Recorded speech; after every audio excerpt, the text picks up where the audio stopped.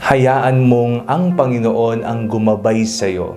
Ako po si Father Fiel Pareha at ito po ang ating segment, ang Daily Devotion, na kung saan tayo po ay magdarasal, magbabasa at magninilay kasama ng salita ng Diyos sa buong taon. Manalangin tayo. Sa ngalan ng Ama, ng Anak at ng Espiritu Santo. Amen. Halina, Banal na Espiritu, liwanagan mo ang aming puso at isip, nang maunawaan at maisabuhay namin ang iyong salita. Amen.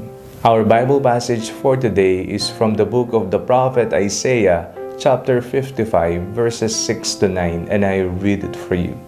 Seek the Lord while he may be found. Call upon him while he is near.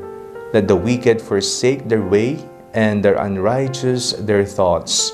Let them return to the Lord, that he may have mercy on them, and to our God, for he will abundantly pardon.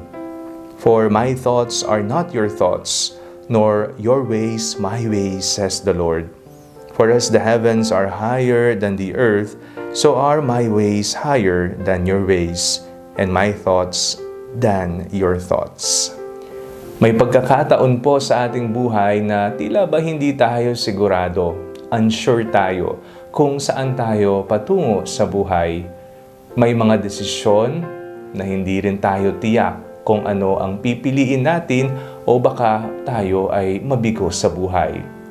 Sa mga panahon po na hindi natin alam kung ano ang ating gagawin, kung anong desisyon ang ating pipiliin, hayaan natin ang Panginoon ang gumabay sa atin. Sabi po sa ating pagbasa, ang Panginoon ay nagpapatawad ng husto. Ang kaisipan ng Panginoon ay mas mataas kaysa sa ating kaisipan at ang kanyang pagmamahal ay napakadakila. Kung hindi natin alam kung saan tayo patungo, papunta sana ito palagi sa Panginoon.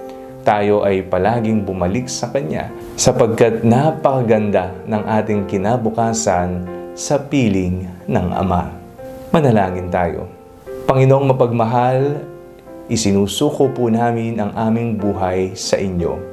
Amen. Sa ngalan ng Ama, ng Anak at ng Espiritu Santo. Amen. Huwag po ninyong kalimutang i-like ang video ito, mag-comment po kayo and share it with your family and friends. Ang Panalangin Bago Matulog ay may sariling Facebook page na po.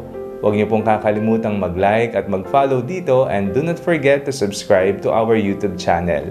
I-click niyo lamang po ang link na nasa description ng video ito o kaya naman po just search Father Fiel Pareha. God bless you po.